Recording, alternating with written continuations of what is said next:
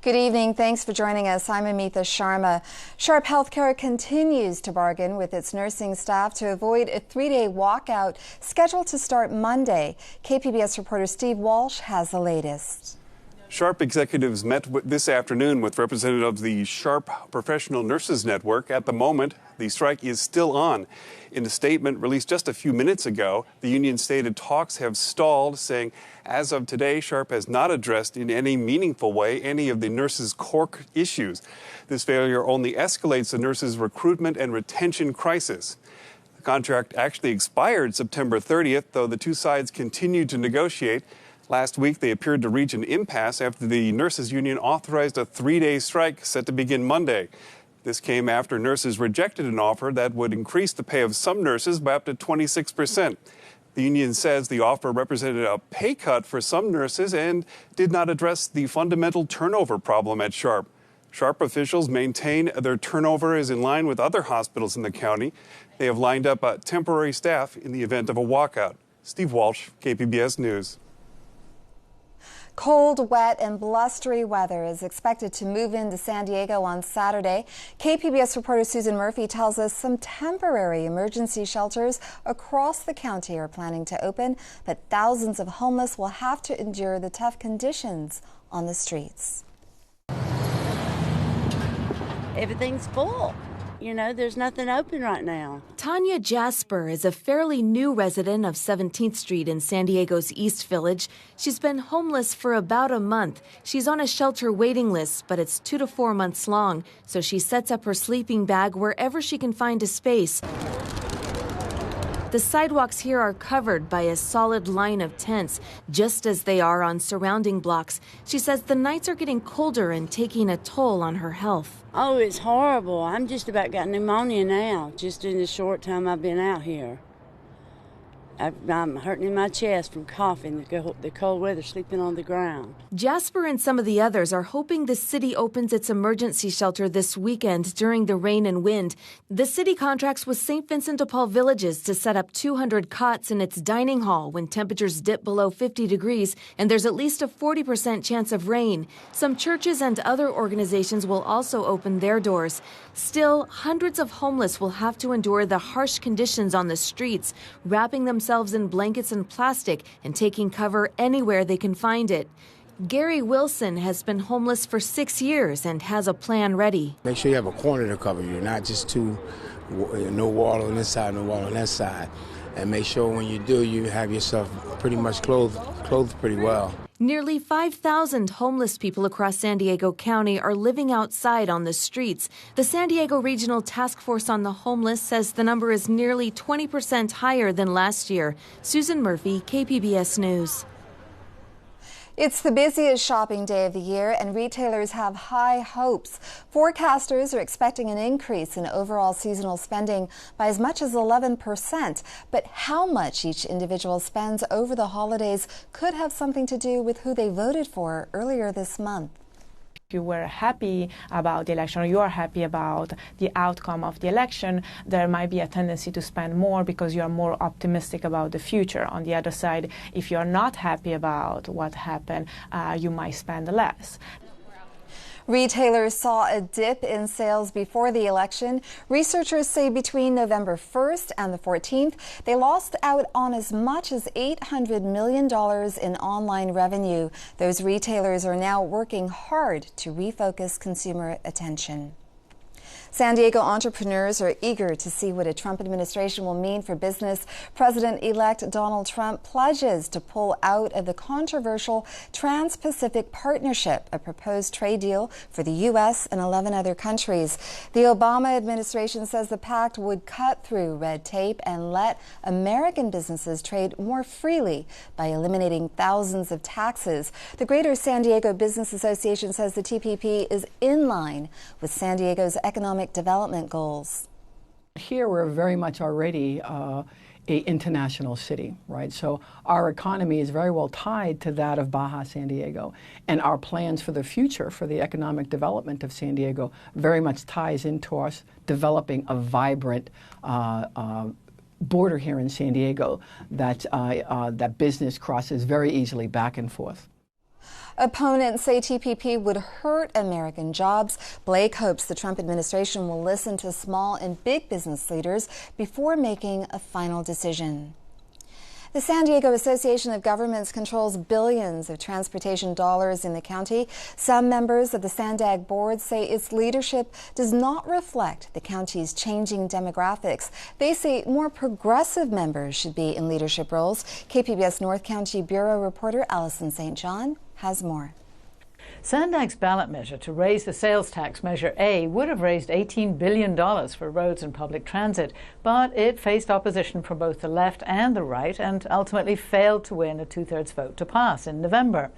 Now, Encinitas City Councilwoman Lisa Schaefer, who represented her city on SANDAG, says the board does not reflect the changing values of San Diego County. She says the board has a pattern of blocking more progressive candidates from leadership roles. For example, she says at last week's meeting, Imperial Beach Mayor Serge Dedina, who is a progressive on climate change, was nominated as second vice chair, but the board voted instead to eliminate the position. Elected officials, and particularly the people on the SANDAG board, are more heavily conservative and Republican than the county as a whole.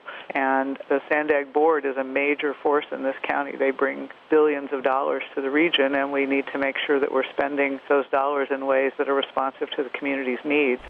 Now, SANDAG Board Chair County Supervisor Ron Roberts, who is a Republican, says if there is any effort to block progressive candidates on the SANDAG board, he's not going to be a part of it. He says he's trying to balance opposing interest groups, and it's not just progressive voices that get frustrated. We have just the opposite, too. You know, we have two factions in there. When I stood for election, I got a little hammered from people on both sides. Roberts says he would like to change the way leadership on the board is structured. He also wants to do a post-mortem after all the votes are tallied to figure out why Measure A failed. From the North County Bureau, Allison St. John, KPBS News. A Del Mar energy firm is suing San Diego Gas and Electric, accusing the utility of fraud, negligence, and interference in a bidding process that brought this region its two largest power plants. The story from Ingrid Lobet with our media partner, iNewsSource. The lawsuit says the power company sidelined the best bid for a new major power plant to serve San Diego and southern Orange counties. It would have been built on the eastern side of the Miramar Marine Corps Air Station. Instead, SDG&E struck a deal for power to come from Otay Mesa and bought a power plant in Escondido owned by its sister company. Altogether, says the lawsuit, this was roughly a $200 million expenditure of public funds that was unnecessary and was all caused by the fact that they cut a self-serving deal. SDG&E says the lawsuit should be dismissed because the matter is so old. This happened in 2003, and because decisions of the Public Utilities Commission are final. It says the court has no jurisdiction. The dispute goes to court January 6th. I'm Ingrid Lobet for KPBS News Partner, iNewsSource. Here's the story of a lovely lady who was bringing up three very lovely girls. Florence Henderson, the actress who played one of television's most famous moms, has died. Her publicist says she suffered heart failure. Henderson went from Broadway star to television icon when she became Carol Brady from the Brady Bunch in the 1970s, a role that lives on in reruns today. I can't tell you how many young parents tell me that their kids watch the show because there's very little innocence left on television. Henderson was 82. We have more tonight on UC San Diego's move to lay off the entire production department from its theater and dance department. KPBS arts reporter Beth Accomando says this may reflect changing attitudes towards the arts. Will Weidick showed off some of the props he made while working at the UCSD Department of Theater and Dance, but his job will end because of university layoffs. We've been permanently laid off. I think it should be more adequately described. And the new positions, a couple of the departments have been combined, so there's positions being lost there. None of us have been guaranteed the new positions, and all the new positions are paid at a lower, simply put, paid at a lower pay scale. I think that the university's decision to restructure the department, many of us believe in many ways that this is a reflection on their changing attitudes and their commitment to the arts. And we're not isolated in this whole concept of defunding and otherwise eliminating aspects of the fine arts education that this university provides. In many ways, we feel that as artists and as artisans and as craftsmen, that not only is our work not appreciated, but that artists do not feel safe in this new university environment. I think that's kind of the bottom line, is that with these cuts, it's just another nail in the coffin of the arts. Beth Accomando, KPBS News. Pack your umbrellas. Cooler temperatures and rain is on tap for San Diego this weekend. Shanae Shocker has the forecast. Weather changes on the way for Southern California. Pacific storm tracking on shore has a big enough trough that it's going to end up reaching down into San Diego over the weekend. As we take a look at tonight, though, partly cloudy conditions, 51 degrees for your low this evening. And around the region, very similar, but we head into the mountains and we are slightly cooler out towards Ramona and into Alpine. 36 degrees for Ramona, 39 in Alpine. We're looking at 35 out towards Mount Laguna. Now even Oceanside beginning to cool down. As this front begins to approach, we're going to see just a slight drop in our temperatures, 38 degrees for our high or for our low this evening in Oceanside. Now tomorrow, that's when that jet stream drops low enough to bring some rain out towards Long Beach and into Los Angeles. Not quite getting down into San Diego just yet, but behind this front, much cooler conditions. So if you're on the road traveling home from your holiday weekend, that's where you're going to be seeing some delays, especially if you're out towards the Intermountain regions. Now, as we move throughout the rest of the week, we're going to continue to see cooler temperatures. Take a look as we head out onto the coast. Potential for some afternoon rain Saturday and into Sunday as well for San Diego as well as Oceanside. We have temperatures dropping into the low 60s for your high come Monday. By Tuesday, we're warming back up. Plenty of sunshine to go around 68 degrees for your high on Tuesday and Wednesday. We head inland and we'll continue to see some of that rain for our Saturday as well as Sunday. Definitely cooling off from Saturday into Sunday, nearly 10 degrees, and we'll stay in the 60s through Monday. And that sun will come back as well. But by Tuesday and Wednesday, we'll be back into that beautiful 70-degree weather. Our overnight lows, however, sticking to near freezing levels, 35 degrees for your Tuesday. Into the mountains we go, and this is where we have the potential to even see some snow showers with quite a bit of some winds as well, maybe even some gusts past 20 miles per hour. We'll have a shower in the afternoon on Thursday. That turns into the snow come Sunday with that temperature drop of 10 degrees, 38 degrees for your high. Lows well below freezing. We're looking at 25 degrees. We head towards our Monday. It's going to continue to be quite windy, but it will be sunny. Our lows still below freezing, 29 degrees, and they're going to stay that way through Tuesday and into Wednesday as well. Even though that sunshine does come back, our temperatures only climb back up into the upper 40s. Last but not least, into the deserts, afternoon shower for our Saturday, and then maybe the potential for one on Sunday.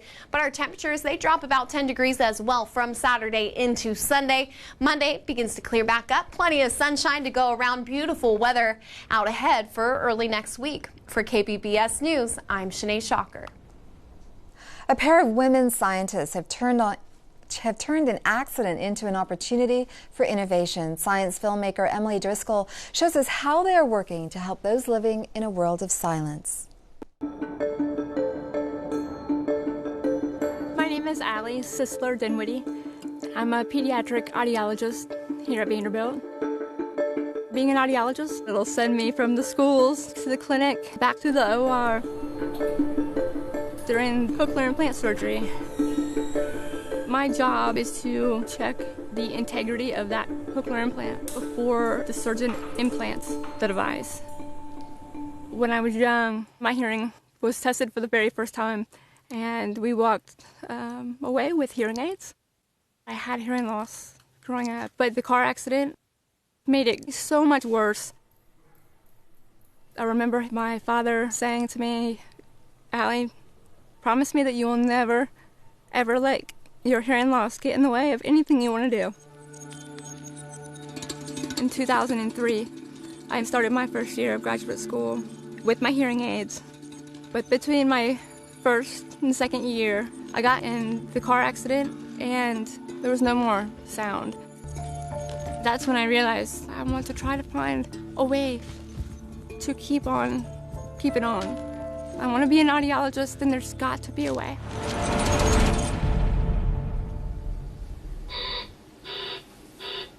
Allie had basically almost no sound detection whatsoever. We're talking about the most severe types of hearing loss. My name's Renee Gifford. I run a large research program. I teach in the graduate school program here. I also direct a large portion of the clinic. I see patients. I was actually raised by my grandparents. My grandfather incurred very severe hearing loss during World War II, and so you had to speak loudly, you had to speak clearly, you had to get his attention. It absolutely shaped sort of my desire and my interests that would come into play many years later. I want you to be looking forward. Like Tim said, you want to look straight until the noise is played. Ready, bearing, go to white 5 now. Helping people who have hearing loss is pretty complex. We've got the outer ear, of course, that everybody's familiar with. You've got the ear canal. At the very edge of the ear canal is the tympanic membrane, or as we call it, the eardrum. Connected to the tympanic membrane are the 3 smallest bones in the body. The very smallest bone in the body is then connected into the inner ear. The inner ear is the cochlea. Within this cochlea, it's 3 small chambers that are filled with highly conductive fluids. And then you have a number of hair cells, and their vibration creates this electrochemical reaction through the auditory nerve and then ultimately up to the brain.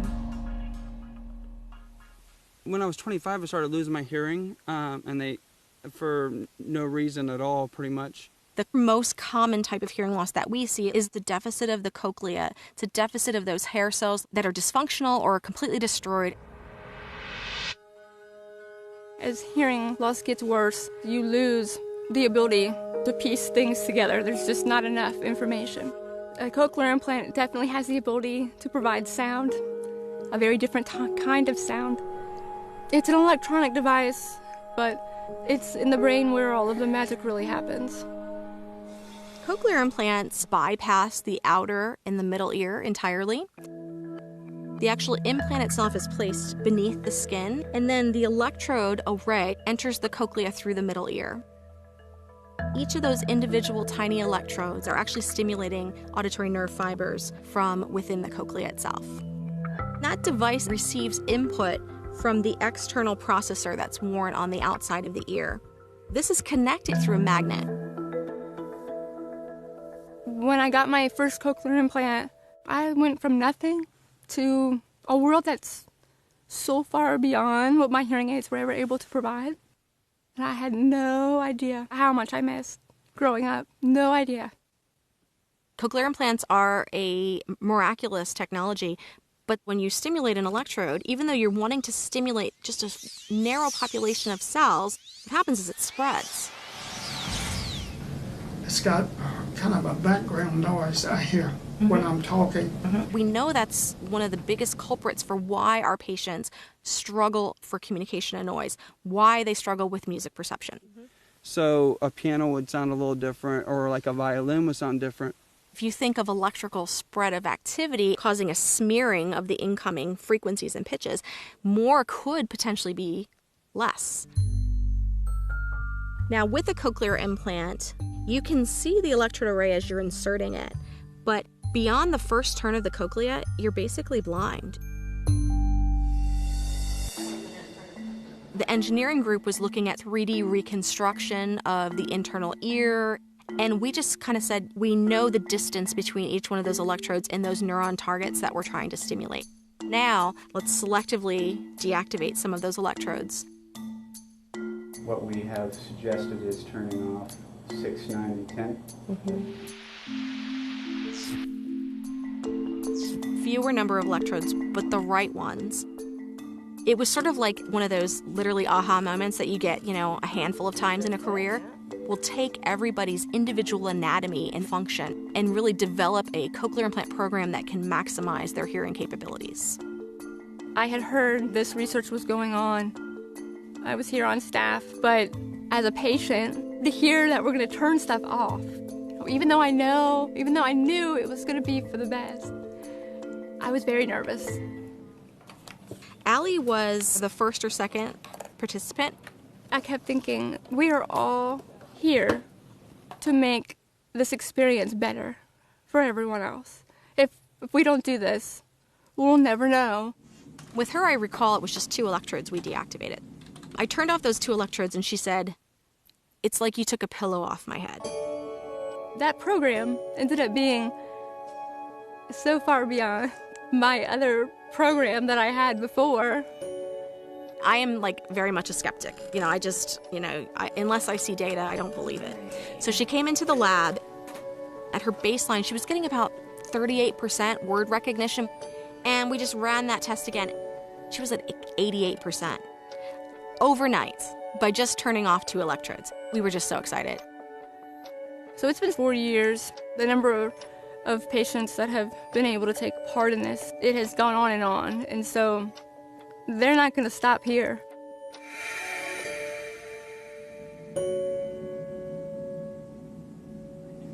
Okay. So you ready? Yeah. Yeah? Okay. An activation can be a very emotional experience. This is something they've been waiting for. They've had surgery, and now they want to know how well it's going to work. So I'm going to have you just turn around and talk to your parents and just kind of see what their voices sound like and kind of get used to the sound. Okay. Hi. Hi, Morgan. You sound like you found. I sound the same. You remember my voice. Can you hear me now? Is it the same? Pretty close. Okay. Is it better? I love it. I mean, that's the moment. One of the goals is to try to get this technology into the hands of people who need it. The Mama Lear Hearing School at Vanderbilt, we've enrolled about 30 children, and the children actually show even greater outcomes than the adults. Beautiful, Laura. Okay, And we're really hopeful that in the future we'll really develop a cochlear implant program that can maximize their hearing capabilities. Yay! The patients that I have the opportunity to see every day help me just as much as I'm hopefully able to help them. Let's put it on your head first. What a role model for these little patients of ours who see that, gosh, look, Dr. Allie's got implants just like I do, and I can grow up and I can help other people too. Super job. I mean, we couldn't ask for a better job. Everybody's got challenges. Everybody's got things that they want to overcome. It's just all about their perspective. You can see more stories like that one on SciTech Now, Sundays at 5:30 here on KPBS. An international team led by a UC San Diego researcher has identified several genetic mutations that are linked to a high risk of schizophrenia. KPBS health reporter Kenny Goldberg says their study is the largest of its kind. The team analyzed the genomes of more than 41,000 people. Researchers found 8 rare mutations in the human genome that they say are strongly linked to a high risk of schizophrenia. Jonathan Sabat is chief of the Beister Center for Genomics of Neuropsychiatric Diseases at UC San Diego. Sabat says the study could have broad implications. Because the factors that we're finding are basically genes that are involved in normal brain development. So by finding a defect that contributes to schizophrenia, you're able to understand a fundamental aspect about how the brain develops. Schizophrenia is a severe mental disorder that can be disabling. The disease affects an estimated 1% of the population. Kenny Goldberg, KPBS News. I'm John Yang. On the next news hour, Mark Shields and David Brooks are here to analyze the week's news, including the latest Trump cabinet appointments. That's Friday on the PBS NewsHour. It's been a roller coaster ride for football fans in San Diego this year, but despite a Chargers season full of question marks, there are some milestones to be happy about. KPBS's Matt Hoffman explains.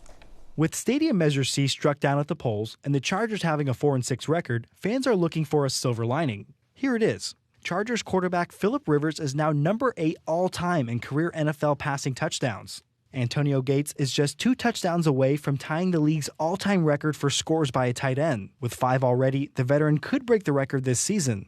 Longtime Charger running back LaDainian Tomlinson was named a semifinalist for the 2017 Pro Football Hall of Fame. In college ball, San Diego State running back Donnell Pumphrey is running for the record books. Last weekend, the senior moved to third all-time for rushing in the NCAA. Pumphrey is one of 3 in contention for the Doak Walker Award, the nation's top running back. He could also be a finalist for the Heisman Trophy.